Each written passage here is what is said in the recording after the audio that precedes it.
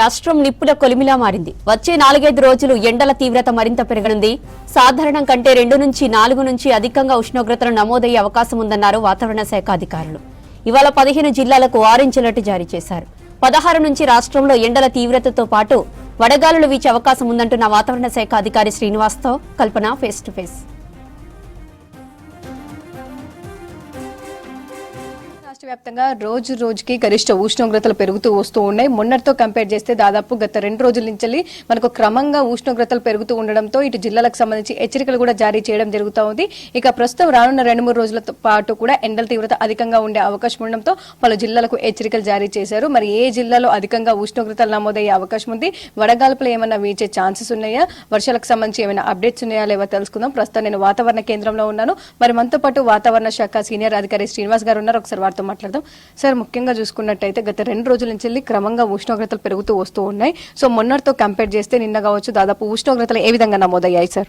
నిన్న మనకి highest maximum temperature ఆదిలాబాద్లో 43.5 డిగ్రీలు, అలాగే నిజామాబాద్లో 42.8 డిగ్రీలు రికార్డ్ అవ్వడం జరిగింది. నార్త్ తెలంగాణలోని ఇంచుమించు అన్ని జిల్లాల్లోనూ కూడా 42 డిగ్రీలు పైగా టెంపరేచర్లు ఉన్నాయి.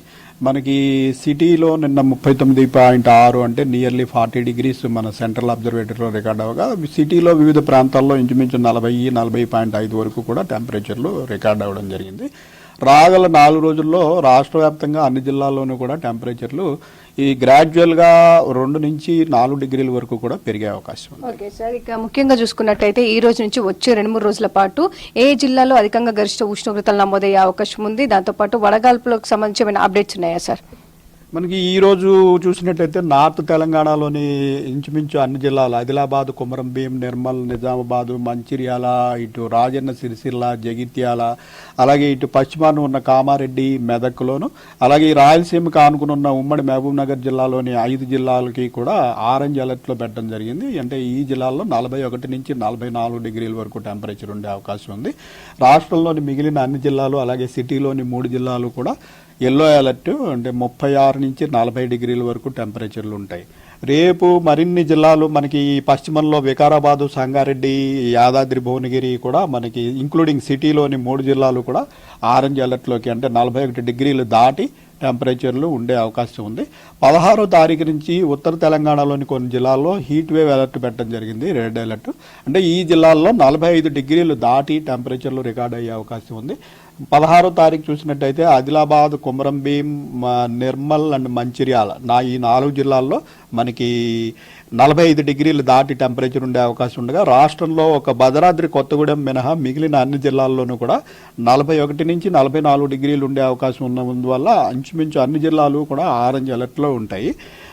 మనకి 17వ తారీఖు చూసినట్టయితే ఉత్తర తెలంగాణలోని మరిన్ని జిల్లాలు ఆదిలాబాద్, కొమరంభీం, నిర్మల్, నిజామాబాద్, మంచిర్యాల్, జగిత్యాల్ అండ్ పెద్దపల్లి ఈ జిల్లాలన్నింటిలో కూడా 45 డిగ్రీలు దాటే అవకాశం ఉంది. 18వ తారీఖు అంటే ఈ రోజు నుంచి 5వ రోజు చూసినట్టయితే ఆదిలాబాద్, కొమరంభీం, మంచిర్యాల, పెద్దపల్లి, కరీంనగర్ ప్రాంతంలో హీట్ వేవ్ అలర్ట్ 45 డిగ్రీలు దాటే అవకాశం ఉండగా, రాష్ట్రంలోని మిగిలిన అన్ని జిల్లాల్లో కూడా 41 నుంచి 44 డిగ్రీలు టెంపరేచర్ ఉండే అవకాశం ఉంది. సిటీలోని 3 జిల్లాలు కూడా మనకి 16వ తారీఖు నుంచి 41 నుంచి 43 డిగ్రీల వరకు సిటీలో కూడా మనకి టెంపరేచర్లు ఉండే అవకాశం. ఓకే సార్, ఇక రానున్న 4-5 రోజుల పాటు ఎండల తీవ్రత అధికంగా ఉండే అవకాశం ఉందని చెప్తా ఉన్నా. దాదాపు వడగాల్పులకు సంబంధించి కూడా వీచే అవకాశం ఉంది కదా. సో ఈ జిల్లా యంత్రాంగానికి కావచ్చు, జిల్లాకు సంబంధించి అధికారులకు కావచ్చు, అదేవిధంగా ఏ విధంగా కోఆర్డినేట్ అవుతా ఉన్నారు, ఏ విధంగా హెచ్చరికలు జారీ చేయడం జరుగుతూ ఉంది సార్? మనం ఈ అలర్ట్లన్నీ కూడా రోజుకి 4 సార్లు సంబంధిత అధికారులందరికీ మెయిలింగ్ లిస్ట్ ఉంటుంది మన దగ్గర, అందరికీ కూడా పంపించడం జరుగుతుంది. అలాగే ప్రజలకు కూడా డైరెక్ట్గా తెలియజేయడానికి వివిధ సామాజిక మాధ్యమాలు, ఫేస్బుక్, ఇన్స్టాగ్రాము, వాట్సాప్ గ్రూపులు, అట్లాగే ఈ టీవీ ఛానల్స్, పత్రికాముఖంగా కూడా అందరికీ ఈ అలర్ట్లు పంపించడం జరుగుతుంది. ఓకే సార్, ముఖ్యంగా చూసుకున్నట్టయితే వడగాల్పులు కూడా మనకు Day 3 నుంచి వీచే అవకాశం ఉందని చెప్పేసి రెడ్ కలర్ వార్నింగ్ కూడా ఇవ్వడం జరిగింది కదా.